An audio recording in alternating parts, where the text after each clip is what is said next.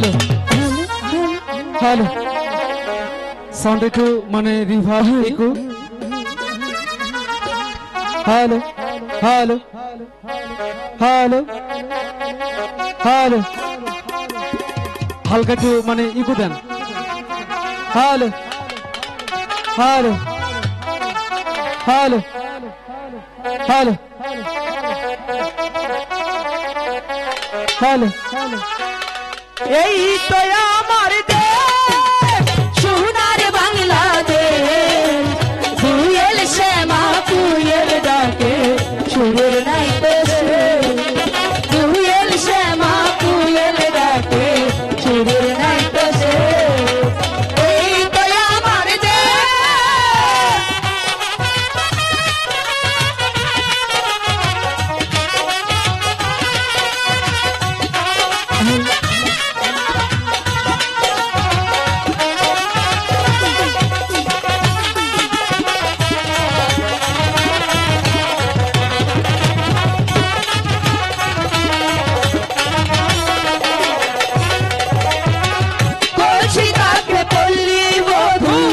জল ভরিতে যায় রাখালিয়া বেনু সুরে আসরি বারায়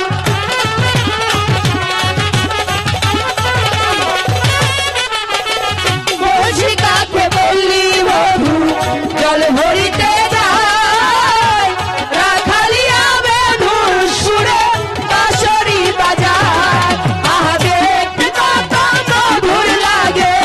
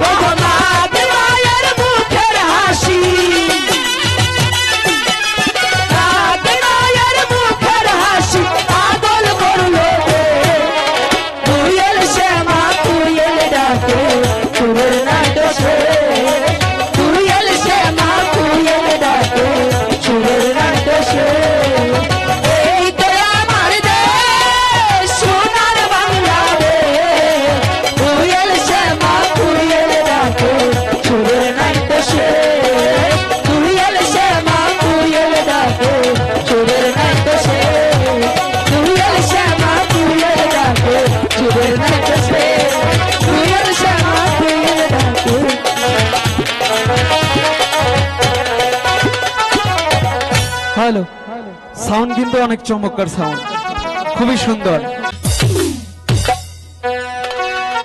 উজিরে আজম জাহাপনা বলতে পারো ভাই উজির কতটুকু সুখে শান্তিতে কালাতিবাত করছে আমার এই বিশাল নিরাশপুরীর প্রজা সাধারণ জাহাপনা নিরাশপুরের প্রজা সাধারণে সুখে শান্তিতে কালাতিপাত করছে শুধু তাই নয় সেই ভক্তবাচনী সমাজের প্রজা সাধারণ আপনার গুণগানই গাচ্ছে মারহাবা মারহাবা মারহাবা ভাই উজির তোমার মুখ থেকে বাণী শুনে আমি অত্যন্ত খুশি হয়েছি আমার এই নিরাশপুরের প্রজারা সুখে শান্তিতে কালাতিবাত করছে আমার আব্বা হুজুর মৃত্যুর পূর্ব মুহূর্তে নিরাশপুরের শাহী মসনদ আমাকে প্রতিষ্ঠিত করে বলে গিয়েছে একবার তোমার কাছে রেখে গেলাম নিরাশপুরের প্রজাদেরকে নিজের সন্তানের মতো ভালোবাসবে প্রজাদেরকে প্রজাদের সুখেই হবে সুখেই প্রজাদের দুঃখেই হবে দুঃখেই তাই তো প্রজাদেরকে আমি আমার প্রাণের চেয়ে ভালোবাসি নিরাশপুরের প্রজারা সুখে থাকলে বাদশাহী একা পরে সুখে থাকে তাই তো তোমার কাছে আবার আমার আদেশ নয় অনুরোধ তুমি পুনরায় যাবে নিরাশপুরের প্রজাদের ঘরে ঘরে যেখানে এই খাদ্যের প্রয়োজন সেখানে খাদ্য বিলিয়ে দেবে যেখানে বস্ত্রের প্রয়োজন সেখানে বস্ত্র বিলিয়ে দেবে যেখানে ঔষধের প্রয়োজন সেখানে ঔষধ বিলিয়ে দেবে সব শেষ হবে একটি কথা ইয়াদ রাখবে নিরাশপুরের একটি প্রজাও জানাবো দুঃখে কষ্টে অনাহারে কালাতিবাদ না করবে যদি দুঃখে কষ্টে অনাহারে কালাতিবাদ করবে তাহলে আমি আমার আব্বা হুজুরের কাছে জবাব দিতে পারবো না।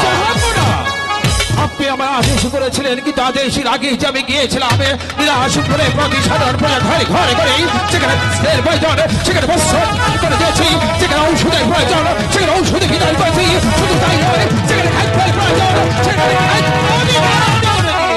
ভাইজির আজ দীর্ঘদিন যাবৎ আমি নিরাশপুরের প্রজা পালন করে যাচ্ছি তুমি আমার পাশে থেকে হাতে হাত মিলিয়ে কাঁধে কাঁধ মিলিয়ে বিশাল রাজ্য পরিচালনা করছো তুমি আমার ভাই বন্ধু আত্মীয় তাই তো তোমার কাছে আমি চিরঋণী কিন্তু এই বিশাল রাজ্য পরিচালনা করতে করতে আমি বড্ড হাঁপিয়ে উঠেছি তাই তো মনে মনে মনস্থির করেছি আগামীকাল আমি মৃগই শিকার করতে যাবো। আপনি মেঘ শিকারে যাত্রা করবেন কিন্তু আপনার এই নিরাশপুরে রাজ্য পরিচালনা কে করবে? কেন ভাই তুমি আমি যতদিন শিকার থেকে ফিরে না আসবো ততদিন এই নিরাশপুরের প্রজা পালন করবে আমার প্রধান উজির আলা। কি বলছেন আপনারা? আমি কি পারবো আপনার দায়িত্ব পালন করতে? আমি কি পারবো প্রজাদের সুখে সুখে হতে? আমি কি পারবো প্রজাদের সুখে সুখে রাজ্য পরিচালনা করতে? পারবি ভাই পারবি তুমিই পারবে আমার অবর্তমানে এই বিশাল রাজ্য পরিচালনা করতে তাই তো আর বিলম্ব না করে তুমি নিজ হাতে আমাকে শিকারের সাজে সজ্জিত করে দাও। যাবো না। আজ অনেক দিন পর আপনি মেঘ শিকারে যাত্রা করছেন। আমি কেন হেসেছি জানেন? কেন? যাবো না। আপনি তাও একদিন আমাকে এমনি ভাবে বলে গিয়েছিলেন অনেক বেশি হুজুর সাহেব তুমি আমি চলে যাচ্ছি মেঘ শিকারে কিন্তু তোমার রাজ্য পরিচালনা করবে সেখান থেকে একটা দিকের ইতিহাস ফিরে এসেছিল কিন্তু যাবো না। আপনি যে মেঘ শিকারে যাত্রা করবেন আমি কি পারবো আপনার সঙ্গে হতে পারি না তুমি যদি আমার সফরের সঙ্গে হও তাহলে প্রজা পালন করবে তাই বলছি তুমি আমায় নিজ হাতে শিকারের সাজে সজ্জিত করে দাও আগামীকাল আমি মৃগই শিকার করতে যাবো। ঠিক আছে কিন্তু ভাই উজির শিকারে যাওয়ার পূর্ব মুহূর্তে তোমার কাছে আমার শেষ অনুরোধ তোমার কাছে এই বিশাল রাজ্যের পরিচালনার দায়িত্ব অর্পণ করে আমি যাচ্ছি শিকারে তুমি বা আমার কর্মচারীদের অত্যাচারে জানাব আমার এই নিরাশপুরের প্রজাদের চোখ থেকে এক ফোঁটা অস্ত্র না ঝরে ভাই মনে রাখবে নিরাশপুরের প্রজাদের চোখ থেকে এক ফোঁটা অস্ত্র জ্বললে বাদশাহী একা পড়ে বুক থেকে ফোঁটা ফোঁটা রক্ত ঝরবে। মেহেরবানি খোদা আলিয়াকে যে গুরু দায়িত্ব আমার কাছে তুলে দিয়ে গেলেন ওগো মেহেরবান খোদা আমি তোমার কাছে দু হাত তুলে প্রার্থনা করছি আমি যেন পারি বাচ্চা আমি একে কথা অক্ষর অক্ষরে করতে আমি যেন পারি প্রজাদের সুখেই সুখী হতে আমি যেন প্রজাদের দুঃখেই দুঃখী হতে।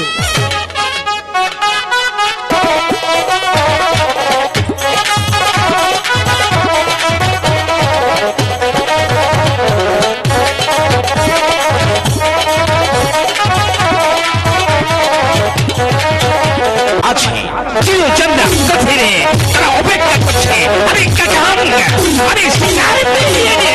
বাড়িতে যাবো একদিন দুনিয়ার মালিক তুই আমাকে একটা শিকার মিলিয়ে দে না আমি এই বন থেকে অন্য বনে যাবো তারপর শিকার আমাকে নিয়ে যেতেই হবে। শিকার শিকার করবো শিকার ওই তো পাহাড়ের গা ঘেঁষে এক হরিণ পালিয়ে যাচ্ছে আমি ওই হরিণটিকে শিকার করবো। পালিয়ে গেল পালিয়ে গেল হরিণটি পালিয়ে গেল তবে কি শূন্য হাত দেবে আমাকে শাহী মহলে ফিরে যেতে হবে না না না আমার শিকার আমাকে করতেই হবে আমি বেগমকে কথা দিয়েছি ওজির আলাকে কথা দিয়েছি তাই তো শিকার আমাকে করতেই হবে ওই তো পাহাড়ের গা গেছে কি সুন্দর ভাবে আরেকটি হরিণ পালিয়ে যাচ্ছে ওই হরিণটিকেই আমি শিকার করব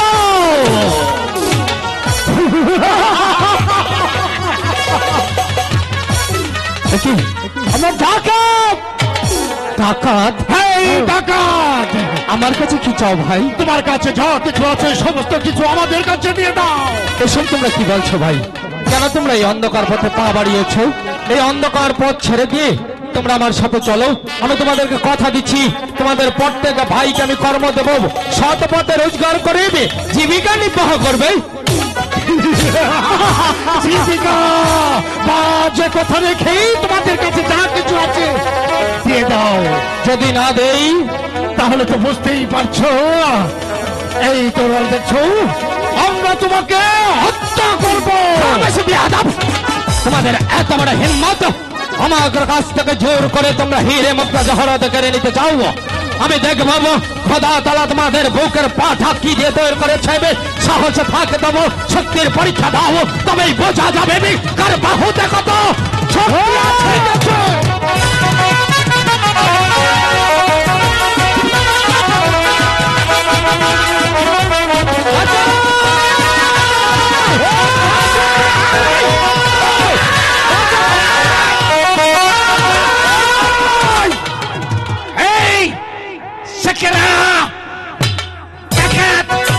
জানিস তো এই কবির ফোনের মধ্যে হাতির মতো বাহুদের শক্তি একটা জঙ্গলি থাকে। আজ জঙ্গলি উপেক্ষা করে তুই একটা মানুষের কাছ থেকে অত্যাচার করে জড়ত লুকিয়ে নিচ্ছিস। বেয়াদব, এই মুহূর্তে এখান থেকে চলে যা, তা না হলে তোর জীবন আমি খতম করে দেব। ভালো বলে বলছি তুমি এখান থেকে চলে যাও, না হলে আমিও দেখিয়ে দেব আমার বাহু শক্তি কমে।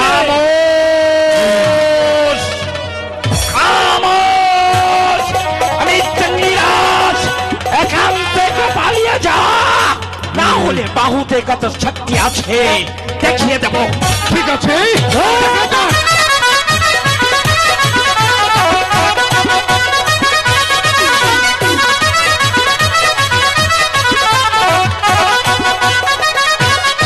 সারা আরাম কো পালিয়ে গিয়েছে। বল তুই কে? এই বনের অন্ধকার বনে কেন এসেছিস? কে বা তোর পরিচয়? আমাকে চিনতে পারছো না বনরাজ? আমি এই গহীন বনমাঝে এসেছিলাম শিকার করতে, আর আমি হয়েছি নিরাশপুরের বাদশা আলিয়া কাব্বার। কি তুই নিরাজপুরে একা বড় বাচ্চা আসিস? তাহলে আমার মনে পাচ্ছিস তুই আগে আমাকে একটা প্রণাম। ওঠো বনরাজ, ওঠো। তোমার স্থান বাদশা আলিয়া কাব্বরের পদতলে নয়, তোমার স্থান হচ্ছে বাদশা আলিয়া কাব্বরের এই কালিজায়। বলছিস রাজা? তুই তো বাদশা, তোর গায়ের শরীর জামা জড়িয়ে আছে, আর আমি হয়েছি জঙ্গলি। আমার গায়ে লতা পাতা পোশাক আছে, আমি কি করে তোকে জড়িয়ে ধরি? শোনো বনরাজ, হয়তো মেহেরবান খোদা তাআলা আমাকে এ রাজ্যের বাদশা করেছে আর তোমাকে বনরাজ করে জন্ম দিয়েছে, কিন্তু আমাদের সবচেয়ে বড় পরিচয় হচ্ছে আমরা খোদার শ্রেষ্ঠ জীব মানুষ। তুমিও মানুষ, আমিও মানুষ, তাই আজ বাদশা আলিয়া কাব্বার ভাই বলে তার বুকে স্থান দেবে এক বনরাজকে। এসো ভাই, আচ্ছা এসো।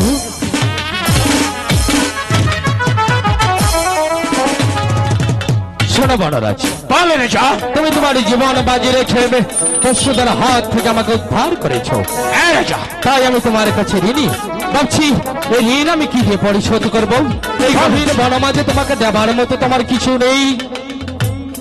আমাকে কিছুই দিতে হবে না রাজা, আমি আমি অনেক অনেক খুশি হয়েছি। না বনরাজ, তবু আমি তোমাকে পুরস্কৃত করব, কেননা তুমি আমার জীবন বাঁচিয়েছো। কিন্তু শুধু ভাবছি কি পুরস্কার তোমায় দেব, কি পুরস্কার পেয়েছি।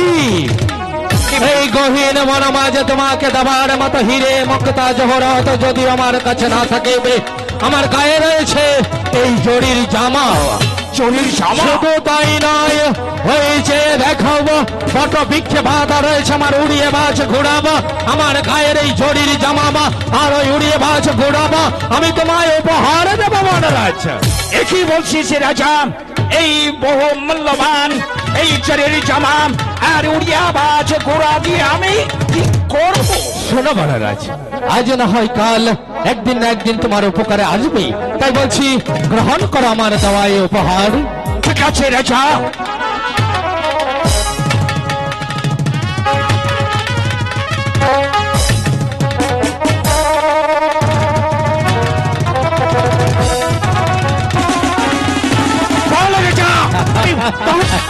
খুশি হয়েছি। তুমি খুশি হয়েছো বলে আমিও খুশি হয়েছি।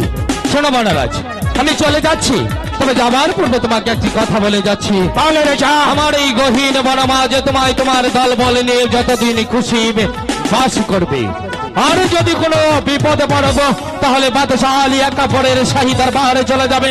বাদশাহ আলী কাপড়ের শাহী দরবারের দরজা তোমাদের জন্য চিরদিন খোলা থাকবে।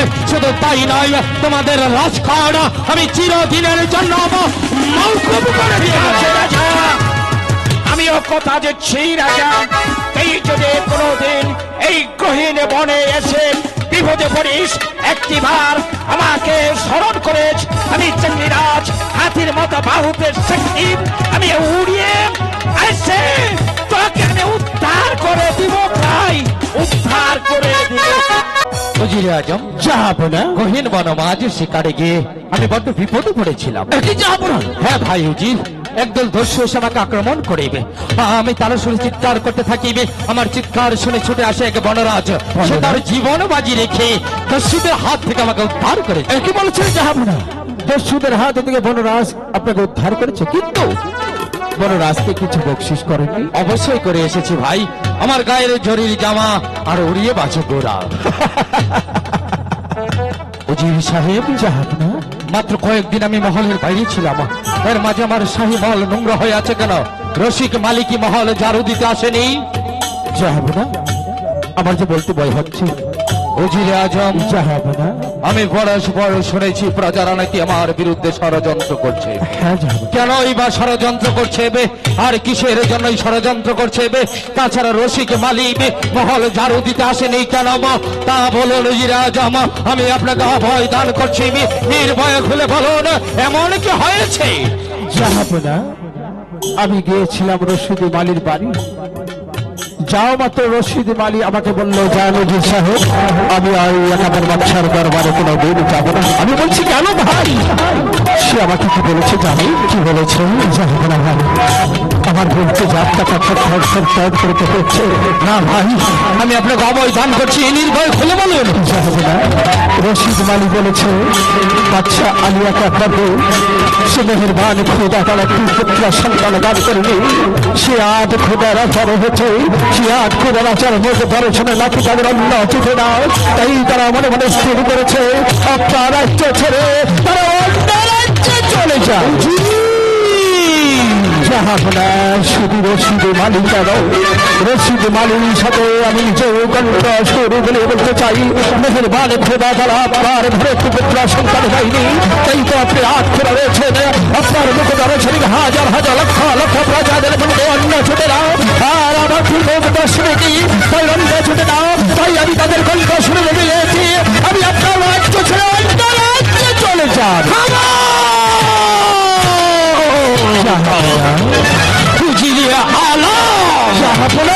ভুলে গেছেন কথা বলছেন কোথায় দাঁড়িয়ে?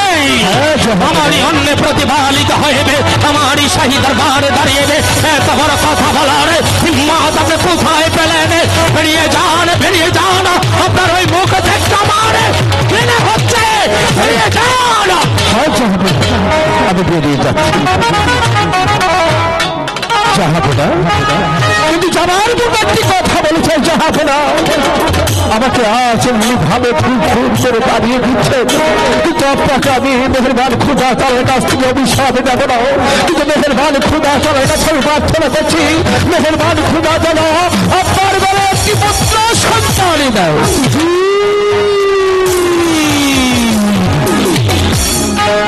আমি কি করলাম? উজিরকে পর্যাপ্ত করে তার বাড়ি থেকে তাড়িয়ে দিলাম, কিন্তু কেন? সে তো কোনো অন্যায় করেনি, কোনো অপরাধ করেনি, সে তো সত্যি কথাই বলেছে।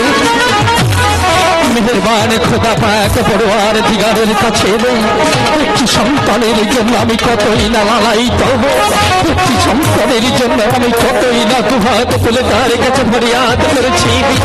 আমার বেগম কতই না টুকরে টুকরে কেঁদেছে একটি সন্তানের জন্য, মঞ্জুর করেনি খোদা আমার ফরিয়াদ। এই খোদা তাআলা আমার ঘরে একটি যাদের এক মুঠো অন্যের সংস্থানে তাদের ঘরে দিয়েছে কত ছেলে মেয়ে, আমাকে ওই বিশাল নিরাজপুরের বাদশা করে রেখেছে, নিরাজপুরীর সেই স্নাদ দান করেছে, অথচ দেয়নি খোদা আমাকে একটি সন্তান হাত ঘুরে করে রেখেছে। মেহেরবান খোদা তাআলা আমাকে আমার জন্য, শুধুমাত্র আমার জন্য, আমার এই নিরাশপুরের প্রচার অনাহারে থাকবে, পদ্মাহারে থাকবে, আমি কিছুতেই হতে দেব না। কেননা নিরাশপুরের প্রজাদেরকে প্রাণীর চেয়ে বেশি ভালোবাসে, ওদের দুঃখ আমি সইতে পারব না, কিছুতেই না। প্রজাদের মঙ্গলের জন্য এই রাজ্য ছেড়ে অনেকে দূরে গিয়ে আমি আমার প্রাণ বিসর্জন দেব। বৃথা চিন্তা করো না রাজ,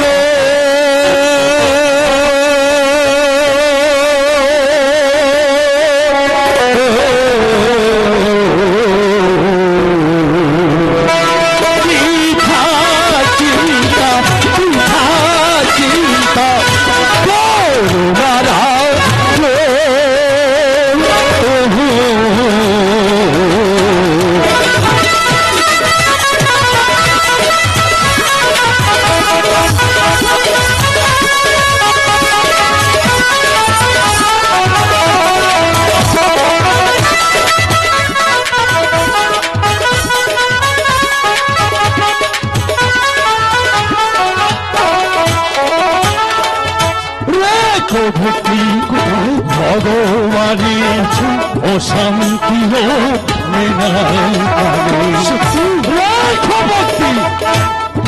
ভগবানী অশান্তির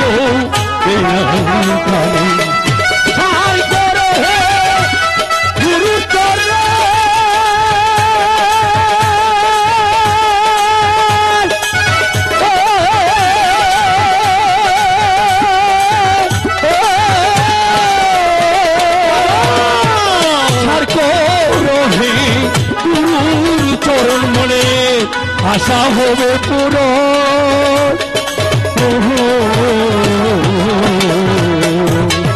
বৃথা চিন্তা, বৃথা চিন্তা করুণারা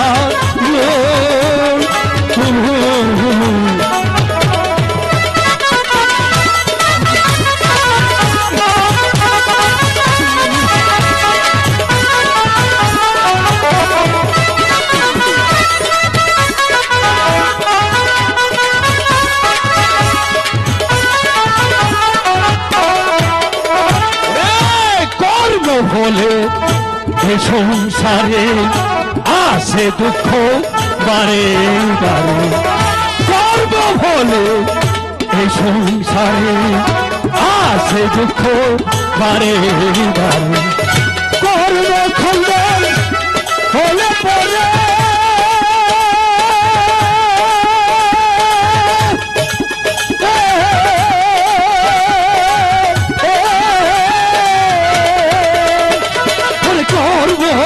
খণ্ডন হলেই পরে ক্রন্দনু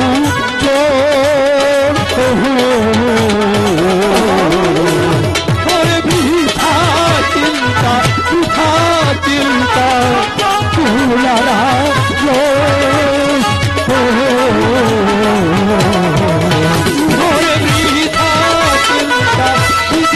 চিন্তা করোনারা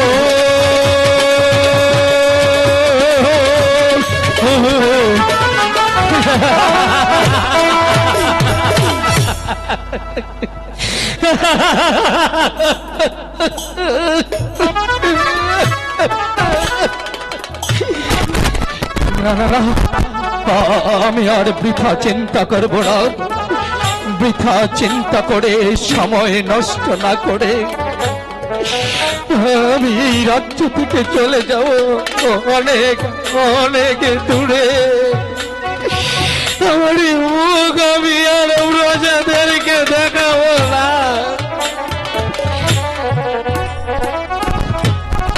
আব্বা হুজুর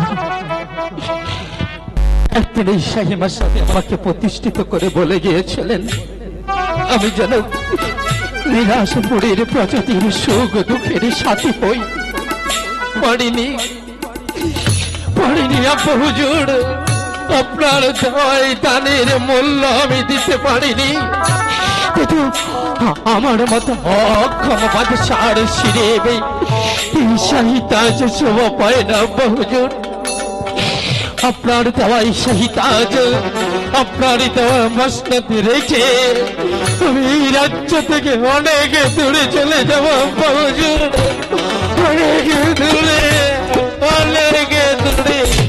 কি হঠাৎ করে আমার মাস্টারটাকে উঠলো কেন? সারা মহল এমন থর করে কাঁপছে গেল।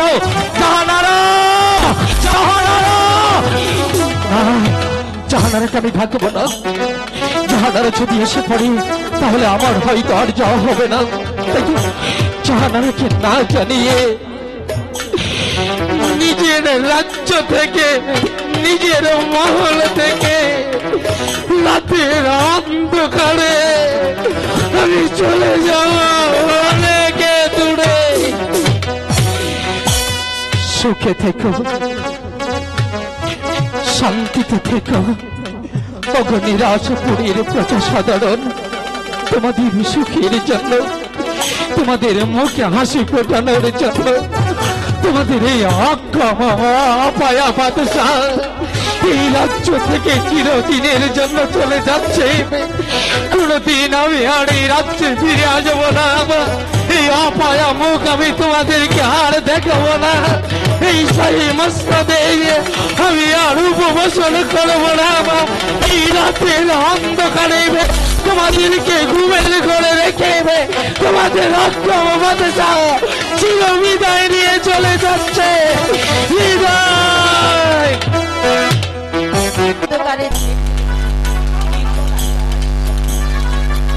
নীরব নিস্তব্ধ হয়ে আছে এই রাজ্যটা। রাজমুকুটরা সিংহাসনে পড়ে আছে। তবে কি জাহাপনা পুত্র সুগে এই রাজ্য ছেড়ে চলে গেছে? না না না, হে খোদা, আমি এমন কি অপরাধ করেছি খোদা তোমার কাছে? একটি সন্তান আমাকে তুমি দিতে পারোনি খোদা। যাদের ঘরে এক মুঠো দানা নেই তাদেরকে দিয়েছো তুমি সন্তান, আর আমাকে করে রেখেছো নিঃসন্তান খোদা, নিঃসন্তান। না না, আমার এই জীবন আমি রাখবো না, আমার এই জীবন আমি রাখবো না। আমার এই জীবন ওই নদীর জলে না না না। আমি জাহাপনা যে পথে চলে গেছে আমি সেই পথে চলে যাব, আমিও সেই পথে চলে যাব, আমিও সেই পথে চলে যাব।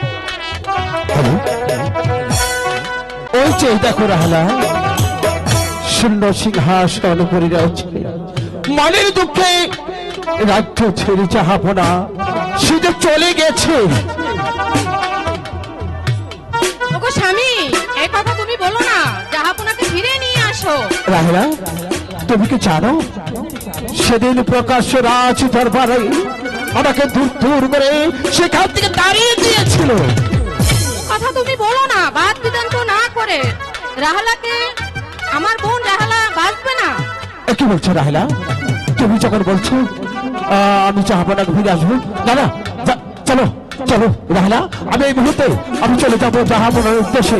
যে তাই যে অবস্থা আছে না কেন, আমি ফিরিয়ে আসবো। আপনারা ভালো আছেন তো? এই যে রাজা চেয়ার ঠিক আছে কাপুলে, এই যে রাজা আপনার চেয়ার রয়েছে,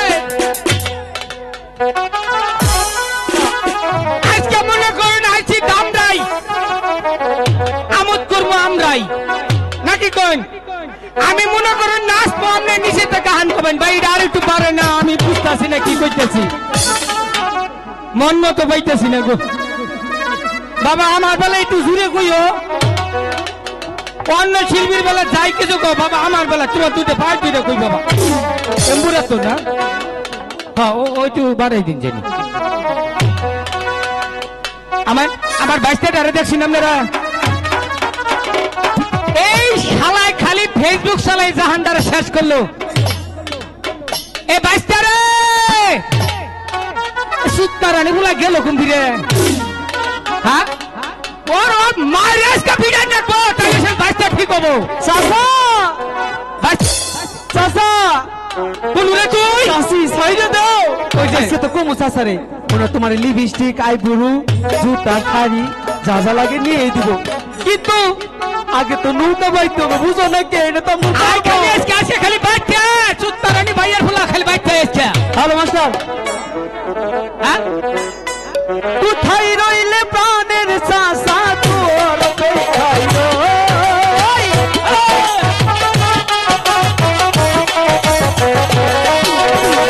কোথায় রইল প্রাণের চাষা তুই রতে খাই আই তৈ তৈ তৈ তৈ তৈ তৈ আই তৈ তৈ আই তৈ তৈ তৈ তৈ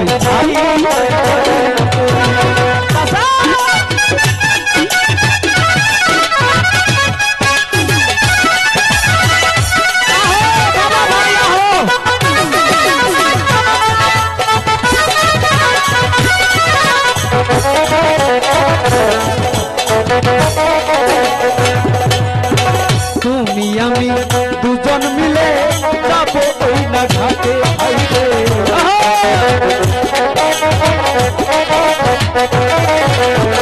তুমি আমি দুজন মিলে যাইবো ওই ঘাটে। মশার কামড়ে চাচা, মশার কামড়ে চাচা খাইতে ঘুমানো।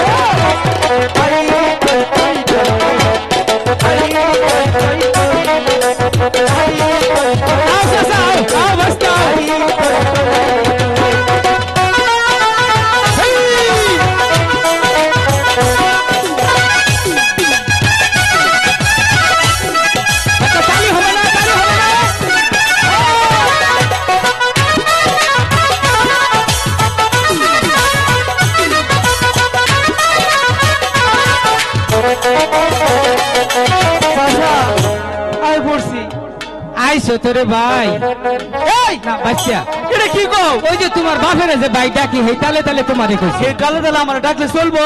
কি কমু, তোমার বাবা তো বাইসা নাই গো। মনে পড়ে গো তোমার বাপের কথা, মনে হয় মনে পড়ে।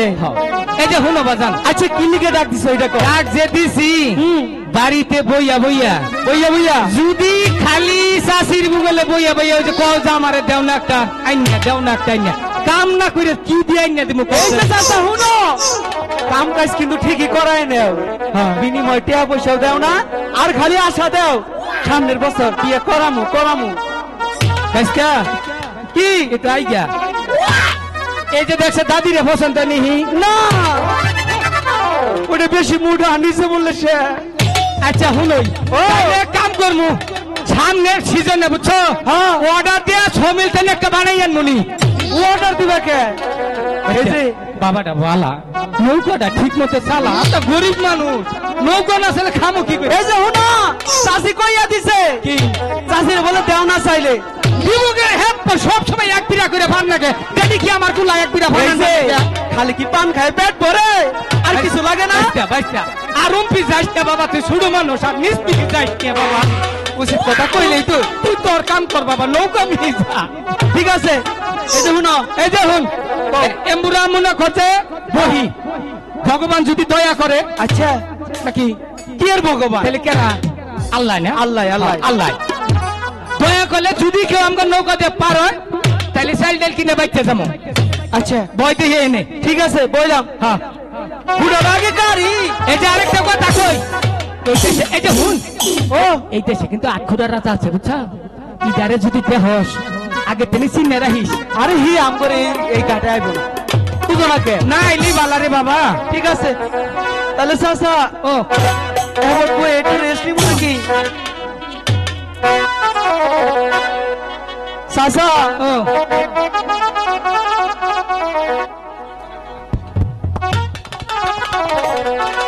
চাচি ভাই কাজে আছো মাঝি ভাই তুমি আমারই ভাই কইরা কি এর মাসি ভাই আমি আরে বাবা আমি কই নে দেখছে কে আইছে মনে হয় গাড়ির ভাড়া একটু দেখ তুমি গাও নাই ও মাঝি ভাই তাহলে কেডা কারেন্ট গো আইতাছি দয়া করে আমাকে একটু পারে পার করে দাও ও দেখছে কারা আমি কেডা আমাকে দয়া করে পারে পার করে দাও ভাই আরে দেখে না কইতাছে দয়া করে উমার পার করে দাও একটু পার করে দাও ভাই যাবো না আপনি না বাকি ভাই তোমরা আর আমাকে চাহাতো না বলে সম্বোধন করে দাও আমার মুখ দর্শনে তোমাদের অন্ন জুটে না তাই আমি সংকল্প করেছি এই রাজ্য থেকে অনেকে দূরে চলে যাব শুধু দয়া করে ওপারে পার করে দাও ভাই কি একটা কাম করি এই টেস্টারে বাসায় যা আটখুরা রাজা আছে আচ্ছা খালি ওরা পার করে ঘরে দেই ঠিক আছে ঠিক আছে কিন্তু তো আমার নাম কইস না আচ্ছা কম না ঠিক আছে যাবো না বলো ভাই এইটা আসুন আমার নৌকায় আসেন ঠিক আছে ও চাচা হ্যাঁ? এই যে শুনো তুমি যদি গান না ধরো তাহলে আমার স্পিড আয় না আমি একটা গান কো তাইলে তাড়াতাড়ি ওই পারে যাইবার পামু বেশি কথা কোন যেমন একটা গান খালি সিভিতে তৈরি হালা সিকুল সাকুল দেখে একটা গান ধরে খেলে পারে গেছিলাম গা তাই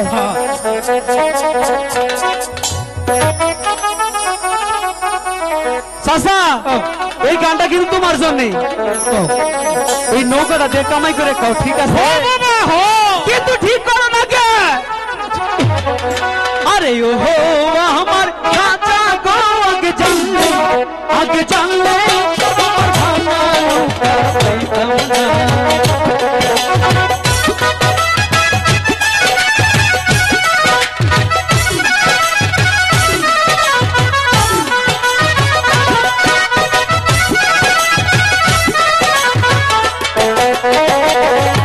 তোমার ভাঙা নৌকা পাইতাম না, দূরের বাড়ি ধরতাম না।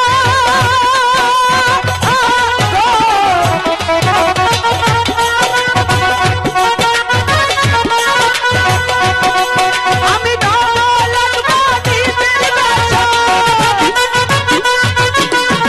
দৌলত বাটিতে বাসা, এটাই বোঝাই করতাম না আমার শাস্তি। আগে জানলে তোমার ভাঙা নৌকা পাইতাম না। যা বাবা যা, ওই আমার রাজা গো, আগে জানলে তোমার ভাঙা নৌকা পাইতাম না।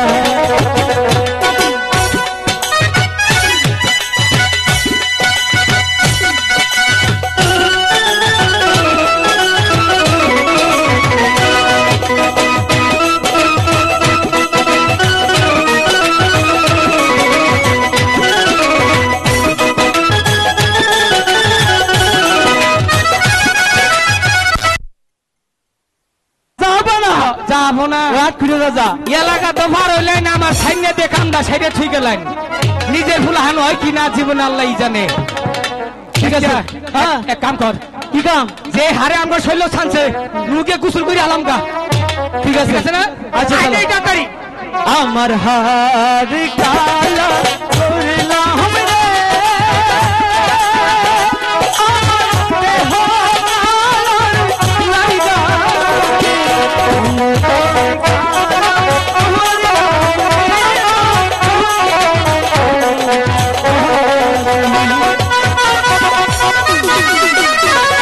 মোলানাথ বোম শঙ্কর হয়ে মারে ওই তো নির্জন কারণ নীরব নিস্তব্ধ চারিদিকে কোনো জনমানবের সত্য নেই ওখানে বসেই আমি আমার 12 বৎসরের সাধনা পূর্ণ করব 12 বৎসরের সাধনা পূর্ণ করতে বাকি রয়েছে মাত্র একটি দিন বলা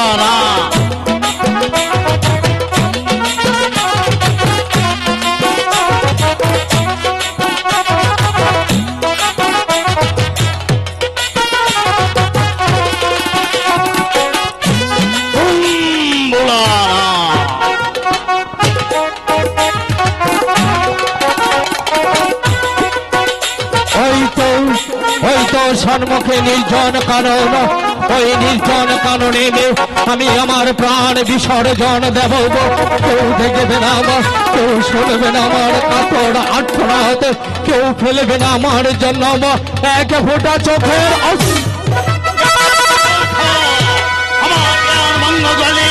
আমি তোকে দিলাম অভিশাপ পুত্র সুখে করবি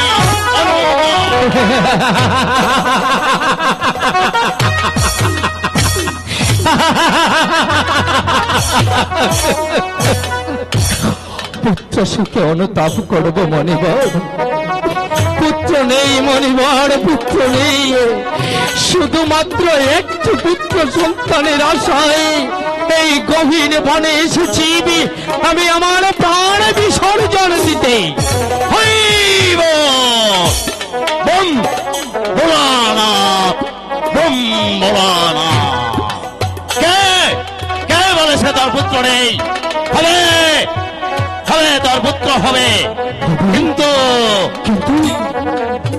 কিন্তু তার বড় মায় হবে মাত্র 12 দিন